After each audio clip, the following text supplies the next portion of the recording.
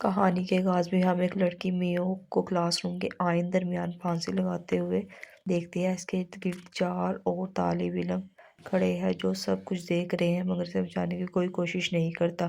چند لمحوں بعد میوک اپنی آخری سانس لیتی ہے۔ اسی وقت ایک لڑکی یورا جو میوک کی سب سے قریبی دوست تھی کلاس روم میں بھاگتی ہوئی داخل ہوتی ہے اور اسے بچانے کی پوری کوشش کرتی ہے، لیکن بہت دیر ہو چکی ہوتی ہے اور میوک وہاں دم توڑ دیتی ہے۔ یورا زمین پر بیٹھ کر رونے لگتی ہے، تب اچانک میوک کی روح اس کے سامنے ظاہر ہوتی ہے اور اسے کہتی ہے تمہیں مجھے بچانا چاہیے تھا۔ اگلے ہی لمحے یورا گھبرا کر جاگ جاتی ہے۔ یورا جاگ کر محسوس کرتی ہے کہ یہ سب ایک ڈراؤنا خواب تھا، مگر یہ خواب ایک تلخ حقیقت پر مبنی تھا۔ 10 سال پہلے ہائی اسکول کے زمانے میں یورا کی سب سے اچھی دوست میوک نے اسی طرح خودکشی کر لی تھی۔ تب سے یہ ڈراؤنے خواب یورا کا پیچھا نہیں چھوڑتے تھے اور ہر خواب کسی نہ کسی گہرے راز کی طرف اشارہ کرتا تھا جو آہستہ آہستہ کہانی میں کھلتا جاتا ہے۔ یورا اپنے ہائی اسکول کے دوستوں کو میسج کرتی ہے اور اس شام سب کو ملنے کا فیصلہ کرتی ہے۔ شام کو ہم یورا کو انہی 4 دوستوں کے ساتھ دیکھتے ہیں جو اس کے خواب میں میوک کے ارد گرد کھڑے تھے۔ ان میں 2 لڑکے تھے جن میں سے ایک کا نام جنتے تھا۔ ایک لڑکی جنتے کی دوست تھی اور ایک اور دوست بھی موجود تھا جو یورا کا جاننے والا تھا۔ باتوں باتوں میں یورا جنتے کو باہر لے کر اکیلے میں پوچھتی ہے کیا تمہیں میوک یاد ہے؟ جنتے ہچکچاتے ہوئے جواب دیتا ہے نہیں، مجھے کسی میوک کا یاد نہیں۔ یورا اسے یاد دلانے کی کوشش کرتی ہے کہ وہ سب ایک ہی کلاس میں تھے، مگر جنتے نے صاف انکار کر دیا اور کہتا ہے کہ میں نے کہا نا مجھے کوئی میوک یاد نہیں۔ اچانک یورا کی طبیعت خراب ہونے لگتی ہے اور اسے متلی محسوس ہوتی ہے۔ یورا باتھ روم میں جاتی ہے جہاں اسے ایک خوفناک روح نظر آتی ہے اور وہ ڈر کے مارے بے ہوش ہو جاتی ہے۔ اس کے بعد اسے بچپن کی ایک یاد آتی ہے جب وہ اور میوک بہترین دوست تھے اور میوک نے اسے ایک کنگن تحفے میں دیا تھا۔ جب یورا ہوش میں آتی ہے تو خود کو ایک گاڑی میں پاتی ہے جہاں اس کے تمام دوست ایک لمحے سفر پر جا رہے تھے۔ سب اسے بتاتے ہیں کہ شاید وہ کمزوری کی وجہ سے بے ہوش ہو گئی تھی۔ گاڑی یورا کا ایک دوست چلا رہا تھا۔ کچھ دیر بعد سب سو جاتے ہیں اور صرف یورا جاگ رہی ہوتی ہے۔ ڈرائیونگ کرنے والا دوست اس سے پوچھتا ہے کیا وہ ٹھیک ہے؟ یورا کوئی جواب نہیں دیتی اور جب وہ پیچھے مڑ کر دیکھتا ہے تو ایک خوفناک روح نظر آتی ہے۔ اچانک منظر بدلتا ہے اور ہم دیکھتے ہیں کہ سب دوست اسی کلاس روم میں موجود ہیں جو یورا کے خواب میں بار بار آتا تھا۔ سب حیران ہوتے ہیں کہ وہ اچانک یہاں کیسے آ گئے، مگر کسی کے پاس جواب نہیں ہوتا۔ ان سب کے موبائل فون بھی غائب ہوتے ہیں۔ یورا غور کرتی ہے اور بتاتی ہے کہ یہ وہی اسکول اور وہی کلاس روم ہے جہاں وہ کبھی پڑھا کرتی تھی۔ سب اس بات پر متفق ہو جاتے ہیں۔ اسی دوران سب یورا کے ایک دوست کے بارے میں فکر مند ہوتے ہیں جس کی ٹانگ زخمی ہوتی ہے اور وہ ٹھیک سے چل نہیں سکتا۔ اس کے بعد ہمیں اس کے ہائی اسکول کے ماضی کا ایک منظر دکھایا جاتا ہے۔ اس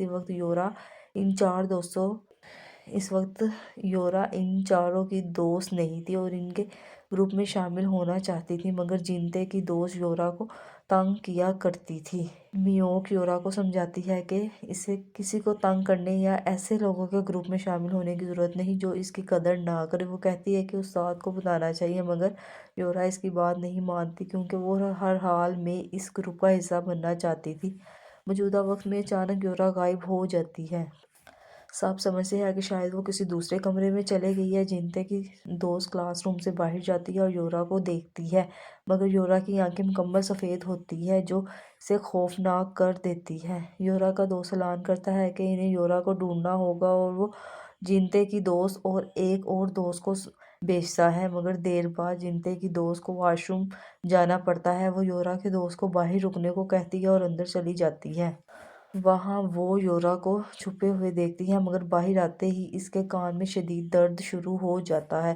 تب ہمیں ماضی کا ایک فلیش بیک دکھایا جاتا ہے۔ ہائی اسکول کے زمانے میں ایک دن جنتے کی دوست نے میوک کو اتنی زور سے تھپڑ مارا کہ اس کے کان سے خون بہنے لگا اور کان سے سن نہیں پا رہی تھی۔ اس نے یہ اس لیے کیا کیونکہ اسے لگا تھا کہ میوک نے اس کے دوست سے خفیہ بات کی ہے۔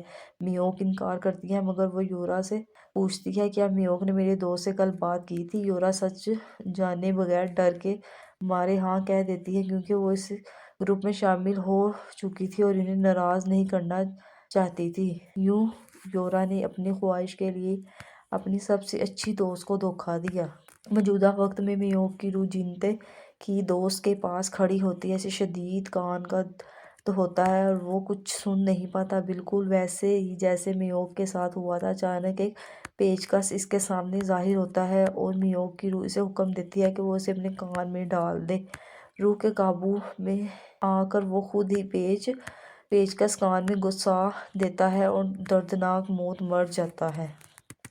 اسی وقت یورا اور اس کا دوست وہاں پہنچتے ہیں اور لاش دیکھ کر کانپ جاتے ہیں۔ یورا کے دوست کو میوک کی روح نظر آتی ہے، وہ ڈر کے مارے یورا کا ہاتھ پکڑ کر بھاگ جاتا ہے۔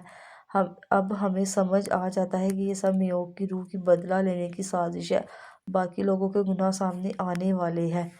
یورا کا دوست اسے لیبارٹری میں لے جاتا ہے جہاں وہ ایک مینڈک دیکھتا ہے۔ فلیش بیک میں دکھایا جاتا ہے کہ اسکول کے زمانے میں اس نے زبردستی یورا کو ایک تجرباتی مینڈک کھلانے کی کوشش کی تھی۔ اب حال میں اس کے منہ سے بے شمار مینڈک نکلنے لگتے ہیں اور اس کے جسم کے اندر بھی مینڈک حرکت کرنے لگتے ہیں۔ شدید تکلیف سے نجات کے لیے وہ خود اپنے پیٹ کو چیر دیتا ہے اور دردناک موت مر جاتا ہے۔ اب جینتے باقی رہ جاتا ہے، وہ سب کو ڈھونڈنے نکلتا ہے جبکہ دوست اکیلا رہ جاتا ہے اور میوک کی روح کو دیکھ کر بھاگتا ہے، زخمی ہو جاتا ہے اور آخرکار میوک کی روح اسے اندھیرے میں گھسیٹ کر لے جاتی ہے اور اس کی کہانی بھی وہیں ختم ہو جاتی ہے۔ فلیش بیک میں دکھایا جاتا ہے کہ یورا کے دوست کی نیت میوک پر بری تھی اور اس نے یورا کو استعمال کر کے میوک کو اسکول کے جم میں بلایا۔ یورا نے جھوٹ بولا کہ اس کا کنگن وہاں رہ گیا ہے۔ میوک جیسے ہی پہنچتی ہے، یورا کا دوست اسے اندھیرے کمرے میں گھسیٹنے لگتا ہے اور یورا وہاں سے چلی گئی۔ موجودہ وقت میں یورا روتے ہوئے کہتی ہے، بس کرو، تم سب سے بدلہ لے چکی ہو۔ میوک جواب دیتی ہے، ابھی بدلہ مکمل نہیں ہوا، اب بھی ایک باقی ہے۔ جینتے آتا ہے اور یورا کو تسلی دیتا ہے۔ یورا اسے بتاتی ہے کہ وہ کافی عرصے میں میوک کی آوازیں سن رہی تھی۔ جینتے پوچھتا ہے، میرے بارے میں اس نے کیا کہا؟ یورا کو ایک اور منظر دکھائی دیتا ہے۔ میوک کو تسلی دینے کے بہانے جینتے نے اسے آرٹ روم میں اکیلا چھوڑ دیا تھا۔ وہاں میوک کو جینتے کی بتائی ہوئی پینٹنگ ملتی ہے جس میں وہ خود کو ہراساں ہوتے دیکھتی ہے۔ یہ ثابت ہوتا ہے کہ جینتے بھی اس کا دشمن تھا۔ وہ اس رات جم کے باہر موجود تھا مگر اس نے میوک کی مدد نہیں کی تھی۔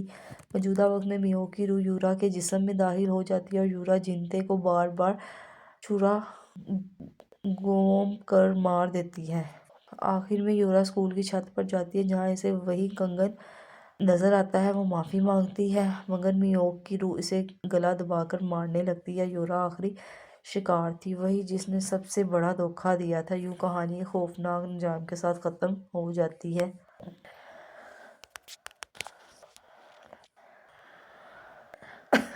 یہ کہانی ہمیں یہ سبق دیتی ہے کہ دھوکہ، خاموشی اور ظلم میں ساتھ دینا بھی گناہ ہے۔ یورا نے خود براہ راست میوک کو نقصان نہیں پہنچایا مگر اس نے سچ نہ بول کر، اپنی دوستی کو قربان کر کر، غلط لوگوں کا ساتھ دے کر میوک کی بربادی میں کردار ادا کیا۔ یہی خاموشی اور خود غرضی آخرکار سب کے لیے تباہی بن گئی۔